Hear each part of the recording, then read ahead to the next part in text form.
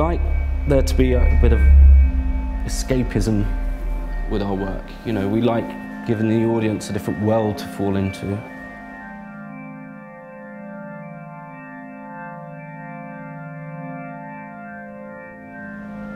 We were into the idea of creating a canopy of lights which is similar to walking through a forest with the sun coming through the trees, so you would get this dappling effect.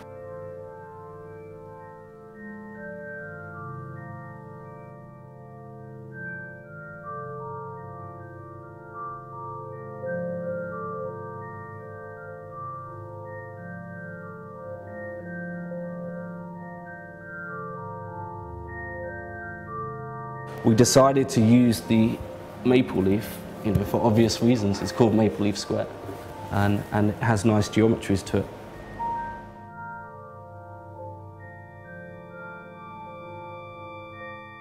I guess in the end though, like the connection between like a maple leaf and the module is quite loose. It's just like, how can we abstract the idea of a leaf?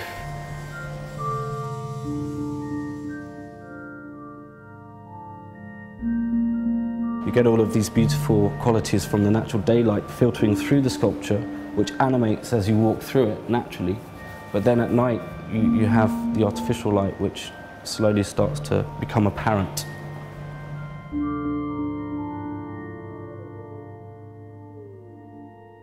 The interesting thing about the canopy is that it will change, you know, from the morning to the evening. It will always feel different. All sorts of different animations will evolve. You know, we're not really interested in creating a work which just sits there. It's a passive thing. We like the idea that it responds to the environment. It relies on people walking through.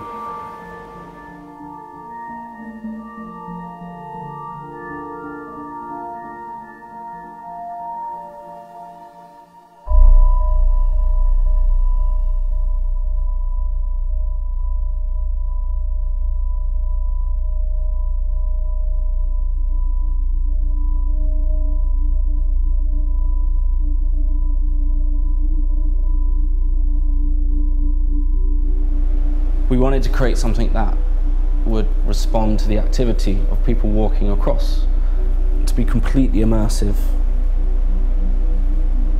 When you walk through it, you feel like you're in a different world, you know, for a moment, inside this chamber of colour.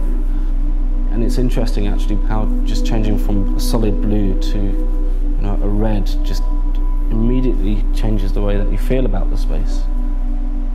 And as people are walking across the bridge, they're actually triggering a display of light. You're disturbing this field of colour, which is apparent when you're in the bridge, but is even more apparent from when you're standing outside.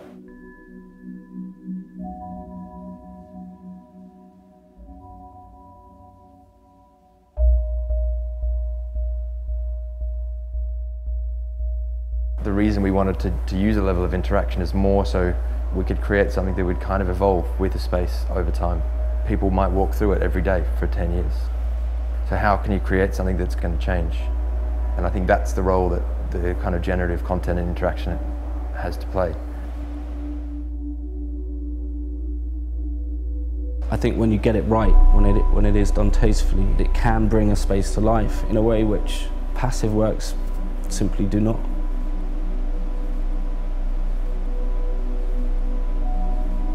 If you walk through this thing, you get the sense that you are causing what's happening in the work.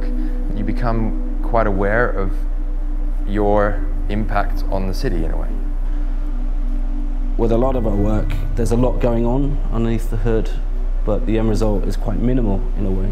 For the end user, you know, the audience, it needs to kind of communicate on much more of an emotive level and not like a science experiment.